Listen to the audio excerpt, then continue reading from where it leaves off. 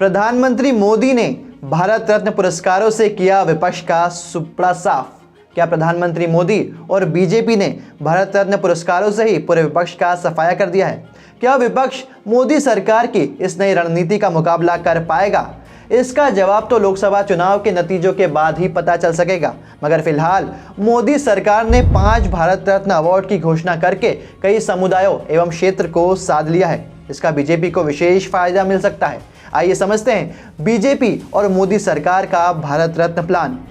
इस बार के भारत रत्न अवार्ड बिहार के पूर्व मुख्यमंत्री कर्पूरी ठाकुर, बीजेपी के वरिष्ठ नेता लालकृष्ण आडवाणी, पूर्व प्रधानमंत्री पीवी नरसिम्हा राव, पूर्व प्रधानमंत्री चौधरी चरण सिंह और हरित क्रांति के जनक एमएस स्वामीनाथन को दिए गए हैं।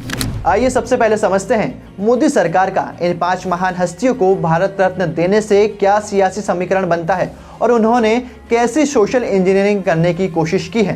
पार्टी से उठकर अन्य पार्टी के नेताओं को सम्मानित करना और अपनी उदारता का परिचय देना। जी हाँ, मोदी सरकार विभिन्न आइडियोलॉजीज और पार्टियों से जुड़ी हस्तियों को भारत रत्न सम्मान देकर दिखाना चाहती है कि वह दलगत और पार्टी पॉलिटिक्स से ऊपर उठकर काम करती है। और अगर कोई भी बीजेपी का विरोधी ही क्यों ना हो, अगर वो राष्ट्र का भला करता है और अगर राष्ट्रवादी है, तो भाजपा उनका योगदान को तेरा मेरा ना करते हुए स्वीकार करती है। और इससे भाजपा और मोदी सरकार यह साबित करने की कोशिश करेगी कि वे पार्टी से कहीं ज़्यादा देश व राष्ट्रवाद का ध्यान रखते हैं।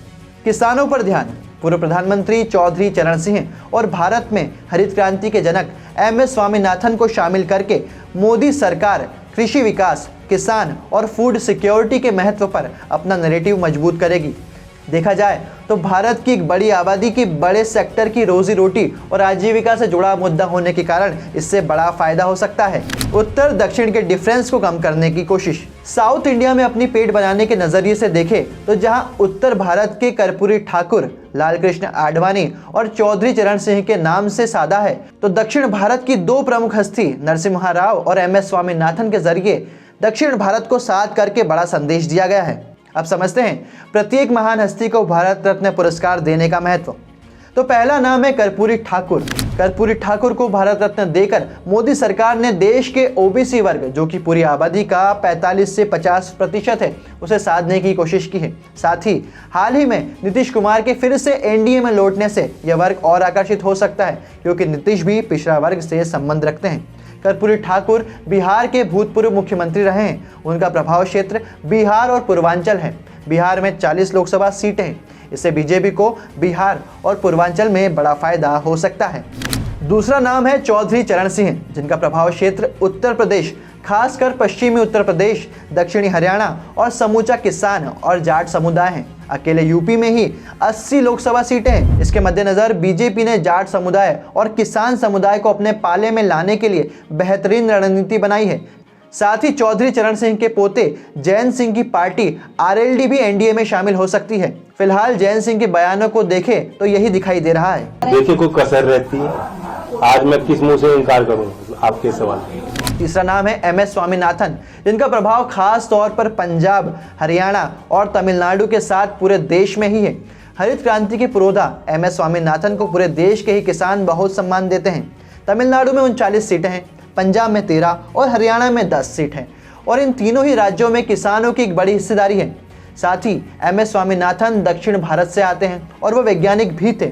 इससे दक्षिण भारतीयों के साथ ही विज्ञान और टेक्नोलॉजी से जुड़े लोग भी इससे संबंध जोड़ पाएंगे। चौथा नाम है पूर्व प्रधानमंत्री पीवी नरसिम्हा राव। नरसिम्हा राव का प्रभाव क्षेत्र तेलंगाना और आंध्र प्रदेश है। नरसिम्हा राव के कार्यकाल में हुए आर्थिक सुधार की अपील आज भी पूरे देश में है और उनके शासन और प्रशासन को आज भी कई लोग याद रखते हैं। तेलंगाना में फिलहाल 17 लोकसभा सीटें हैं और आंध्र प्रदेश में 25 लोकसभा सीटें हैं। ऐसे में दक्षिण भारत, जो कि बीजेपी की उत्तर के मुकाबले कमजोर कड़ी है, उस पर उन्हें फायदा जरूर मिलेगा। और 5वां और अंतिम नाम है लालकृष्ण आडवाणी, जिनका प्रभाव पूरे देश में ही है। राष्ट्रवाद और हिंदुत्व में मानने वाले मतदाताओं को आडवाणी को भारत रत्न देना बहुत रास आएगा। और साथ ही भाजपा के वे पुराने नेता जो आडवाणी के समय से ही पार्टी में हैं और प्रधानमंत्री मोदी के राष्ट्रीय राजनीति में आने के पहले आडवाणी को ही अपना नेता मानते थे, उनकी भी नाराजगी दूर होगी। इन सभी शख्सियतों को भारत रत्न देकर भाजपा और मोदी सरकार ने बड़ा राजनीतिक कदम उठाया है और विपक्ष के लिए बड़ी चुनौती भी खड़ी कर दी है कि वे कैसे इनका जवाब दे सकते हैं और इस कदम के सामने जनता के समक्ष अपना क्या नैरेटिव रख सकते हैं। आपके इस वीडियो पर क्या विचार है, कमेंट सेक्शन में ज़रूर बताएं और वीडियो को लाइक करें, शेयर करें और शब्द.com को सब्सक्राइब ज़रूर करें। धन्यवाद।